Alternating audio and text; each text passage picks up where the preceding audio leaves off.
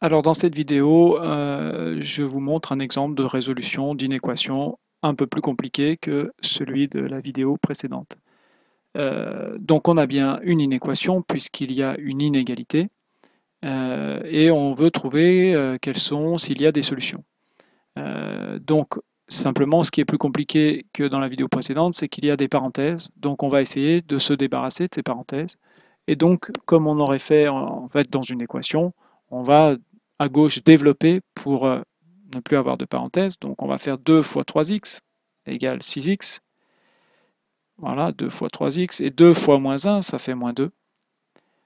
Inférieur ou égal, on ne change pas le signe, il reste le 5 à droite. Et devant la parenthèse, il y a un plus, donc en fait la parenthèse ne sert à rien. Donc on écrit plus 11 plus 8x. Déjà, c'est plus simple, il n'y a plus de parenthèse. Et ensuite, on applique les mêmes méthodes que ce que l'on a vu dans la vidéo précédente, et la même méthode que pour une équation. On fait passer les x dans un membre et les nombres dans l'autre. Donc on fait passer les x ici à gauche, par exemple, et les nombres à droite. Donc le plus 8x qui est là va passer à gauche, donc ça va faire 6x moins 8x moins 2, inférieur ou égal à 5 plus 11. Bien penser à changer le signe, puisque en fait faire passer le 8x de l'autre côté, ça veut dire enlever 8x des deux côtés. Or, lorsque l'on enlève une quantité dans le membre de gauche et dans le membre de droite, le signe ne change pas, le signe de l'inégalité. Ça fait donc 6x moins 8x, ça fait moins 2x, moins 2, inférieur ou égal, et 5 plus 11, ça fait 16.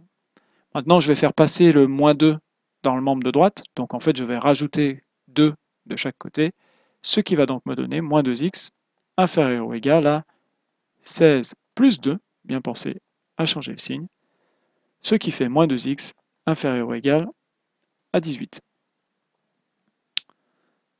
Alors ensuite, maintenant je dois trouver x.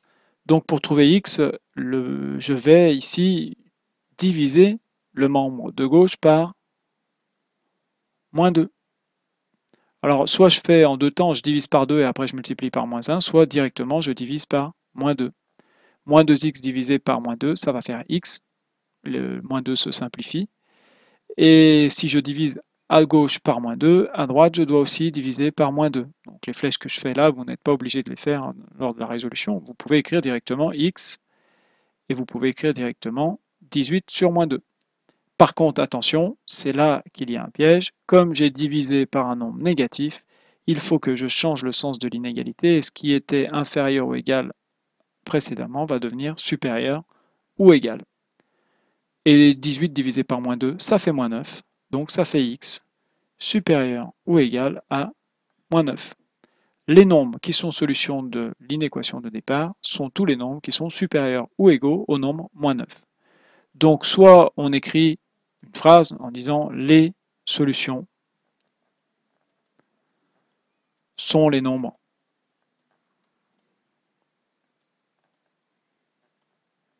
supérieurs ou égaux